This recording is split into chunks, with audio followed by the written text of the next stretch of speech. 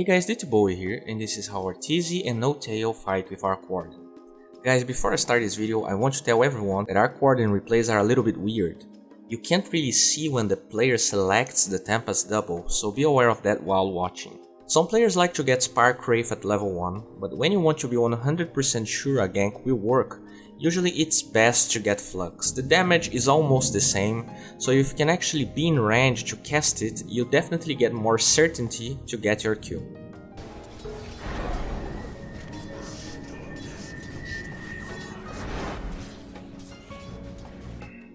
Also, Arc Warden is ridiculously good in 1 vs 1s. Witch Doctor bets on Maledict being enough to kill him, but level 1 Maledict is very weak. Check how much damage Arc Warden can do. When Witch Doctor gives up on killing him, he zones Witch Doctor with the first Spark Wraith, and there's no way he can juke an Arc Warden because of how much vision you get from your sparks. In this clip we see one of the uses of early Mango on Arc Warden. You can regen the mana of your main hero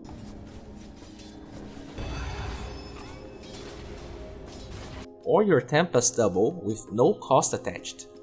Nota1l actually misses OD and uses Flux on a ranged creep. Riki helps him disengage, and since he was patient and waits to use regen, he can go back.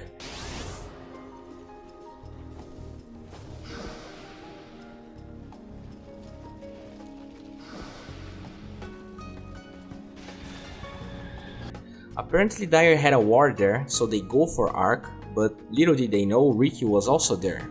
OD ends up astraling himself, and check what happens. He zones OD, not allowing him to go to the right, which guarantees the first Spark Wraith lands, and they only don't get a second kill because Omni showed up.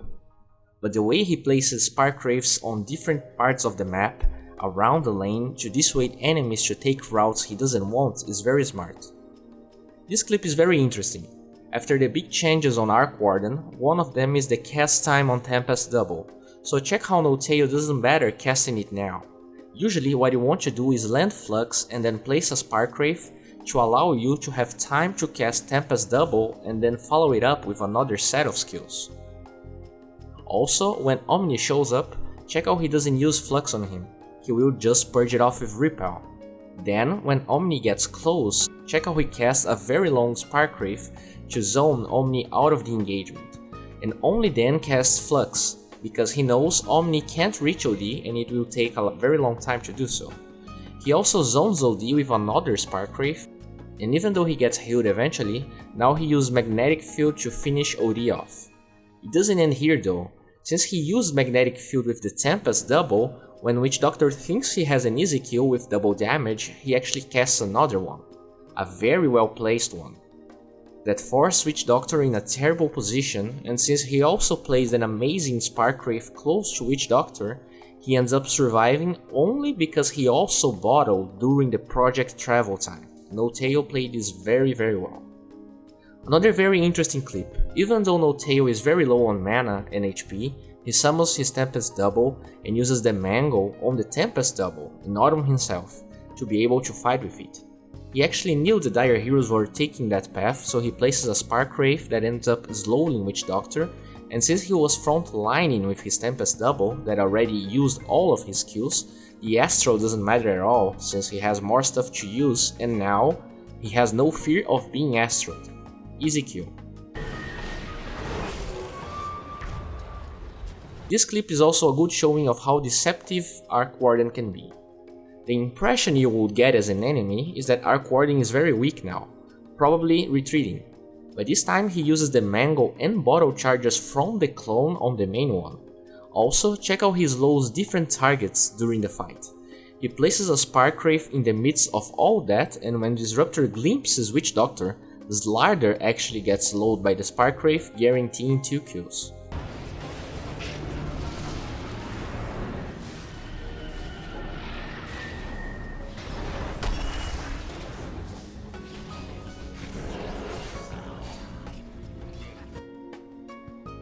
Arc Warden has a side that is not very explored by most players.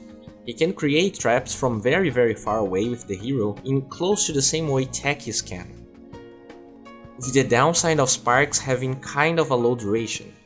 When they are on the fog, you can't see them, so check how Nota1l places a lot of sparks on the fog but then places some random ones around it, trying to bait someone there. It doesn't seem to work at first, but when Slardar shows up, he thought he could go through that place since he had repel on, but the repel ends as he's passing and he gets a free kill. This is a very cool interaction. Sparkwraith gives vision for the glimpse and they kill him. Nota1l is very good in creating a very dangerous zone around his lane. A big part of being able to do that and still fight is good mana sustain, always having the 3 bottle chargers for the Tempest double as well as the Mango. And even though he had a fairly late Midas and a bad lane, he slowly crawls himself back into this game. Seriously, check this clip. First, he zones everyone from Radiant into chasing by placing a lot of Sparkwraiths during the Astral duration. Even the ulted Sven is afraid of going in.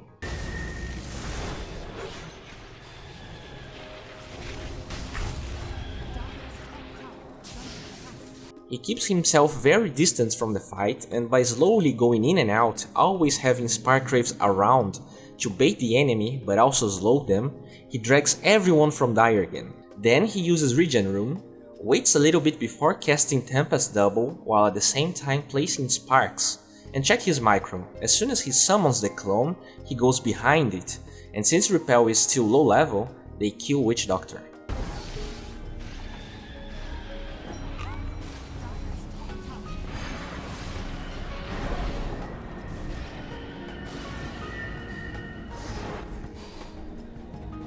Disruptor goes invis to scout the Dire side of the map, but a fight starts. Check Nota1l's decision making.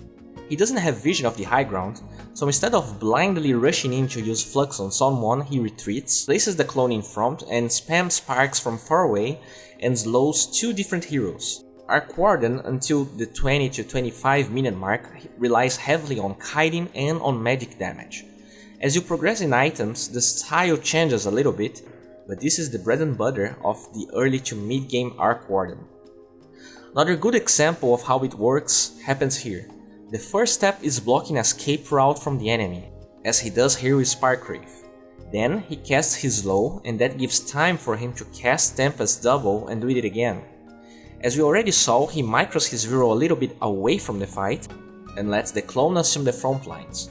Unfortunately for him though, Sven was smart and had exactly the range to stun him. But overall, Nota1l played this pretty well, and even though he dies, they do get a trait.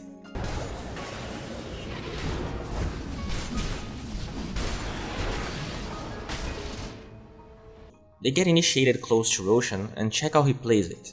Since the enemy is going on them, he has time to cast Tempest double first and slow later. He also places his clone in front and casts an aggressive magnetic field.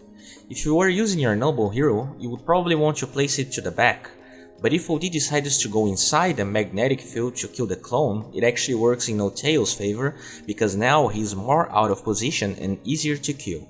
He uses a diffusal charge, OD retreats, and check how even though Slardar manages to initiate, he procced a Sparkwraith that follows him, and what seemed like a completely fine choice instantly kills him.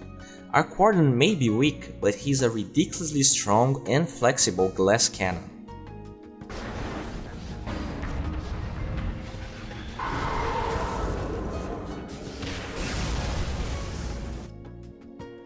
Dire feels like they can go in now, but that's definitely not the case. During all this time, Nota1l is almost never in front lines, and by placing Sparks around the fight, he keeps dragging the teamfight, allowing him to get another Tempest double cooldown. He locks on Omni Knight and kills him. With Omni dead, they can keep fighting, and even though he's not able to save Disruptor, check how he almost killed OD with that diffusal charge.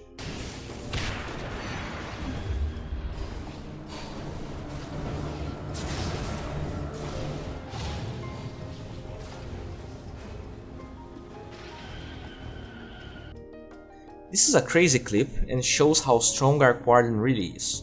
Dire is pushing the mid tier 1, and check how Nota1l plays this. With level 3 Tempest double, you usually can summon it before the fight starts and just walk to the fight. He uses a Spark to scout how safe the area really is, and the first important thing is that he uses one of his infinite diffusal charges from the clone to take repel off. which already triggers Sven BKB in the beginning of the fight while they push a tier 1 tower. So it's not like he's committing for a lot. When Sven turns on him, he's able to disengage with Hurricane Pike, but now that the BKB is over, he can start kiting him again.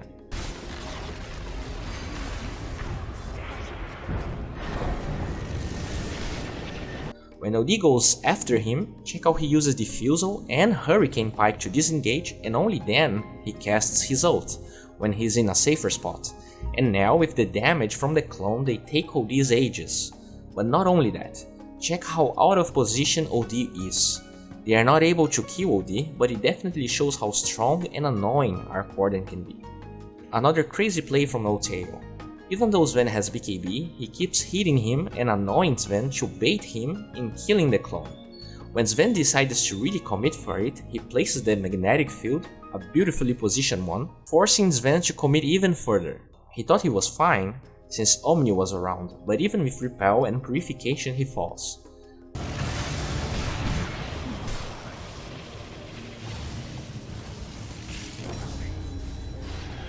Another beautiful magnetic field. And they keep chasing and they also kill Omni Knight. The Hurricane Pike is a great way to deal with Sven as Arc Warden, by the way.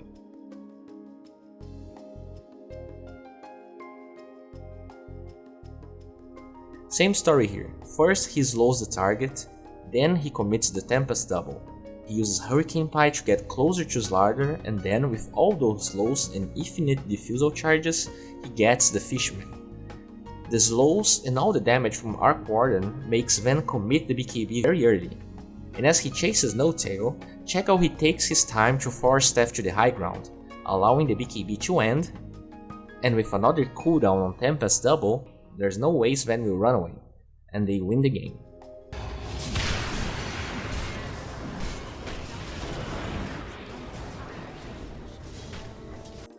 Well, this wraps up for today. If you enjoyed this video or learned something new, please guys, give it a thumbs up, it helps a lot. If you want to see Arteezy playing Arc Warden, check the link in the description. And I can't overstate how this video wouldn't ever be possible without huge help from the Pugna guys, so please show them some love. And if you're new to my channel, please subscribe to it. I'm making videos like this almost every day, and I'm sure something here will spark your interest. Bye. Like it didn't make a difference, it's good knowledge to have. In this clip, Lifestealer gets recalled by Kotl and a lot of crazy stuff happens. Spirit Breaker ends up TPing to the lane instead of charging, which means that he has charge to disengage from open wounds. But unfortunately for him, Kotl casted Mana Leak and they get the kill. I feel like he misplayed here though. They are chasing Bloodseeker, and when he casts the Silence, a good idea would be to turn Armlet on, to lose less HP percentage and then try to TP as fast as possible. I feel like he thought since he was so low HP, someone could stun or kill him with the vision from Bloodseeker, and then